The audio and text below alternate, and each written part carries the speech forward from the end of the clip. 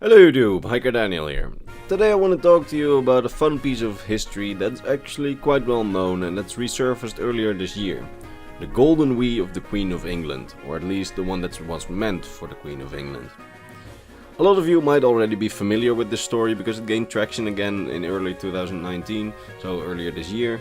But since it's a fun and obscure story, I still kinda wanted to talk about it, so I decided to just do it. So, this story begins in early 2009, when the gaming company THQ was preparing to launch their Wii exclusive party game, Big Family Games. And that game all but failed to get traction. But THQ would not be THQ if they did not think of some insane marketing stunt to promote their game.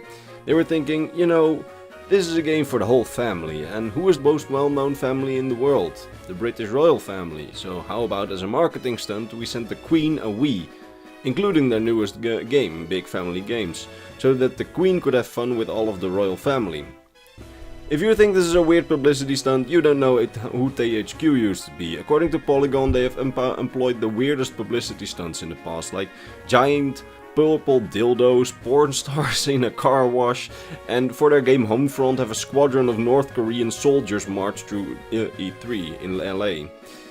I really wonder why these guys went bankrupt. I mean, this seems like a pretty solid policy to have.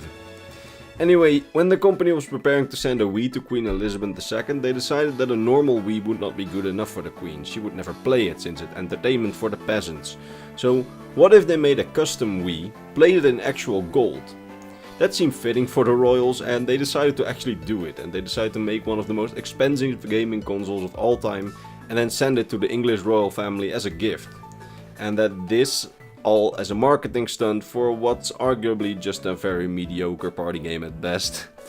So they executed this plan, commissioned a golden console to be made, and they made headlines around the world when they showed the Wii off in a press release and stated their intention to send it to the Queen, because according to them, the royal family was the most important family in Britain and they deserved some fun too, and they could have it in the form of Big Family Games.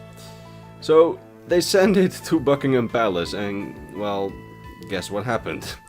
The gift, like all gifts to the royal family, got denied and sent back to THQ for security reasons. And it was then secretly kept at the THQ offices for years because they did not want the world to know that the Wii was denied at the gates, and they wanted to at least hold the myth in existence that the Queen was still playing Big Family Games on her gold-plated Wii and maybe even some other games. And that's when this golden Wii entered into complete obscurity, as we have no idea what happened to it at the THQ office.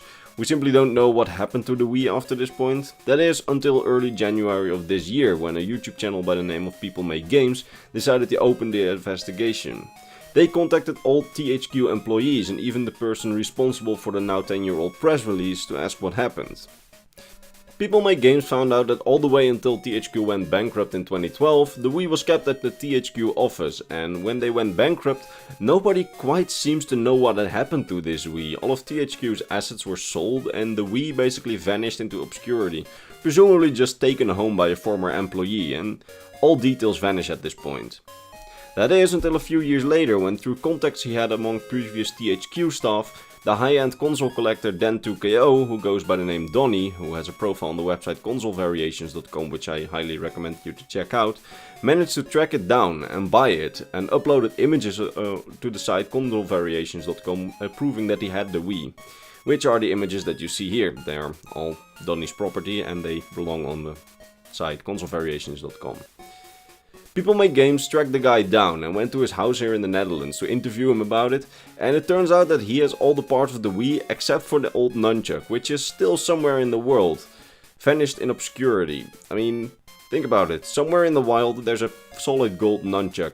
I mean, I would like to have that, and I assume Donny as well. So, while the mystery of the Wii itself has been solved, the mystery of the golden nunchuck has not yet been solved.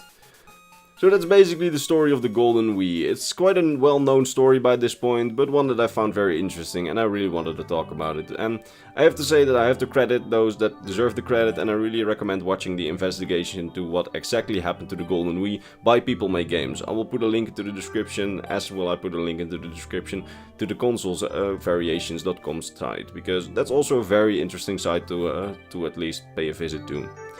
If anything, I found the most fun thing that the Golden Wii surfaced here in the Netherlands. I'm pretty proud of my fellow countryman Donny for buying it and bringing it to good old Dutch soil.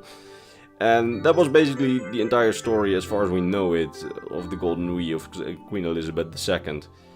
If you like this video, consider sticking around and watching some of my previous Nintendo history videos. If not, well, goodbye I guess. Now if you don't mind, I'm just gonna continue working on my own gaming collection filled with things that I can afford, unlike this Golden Wii.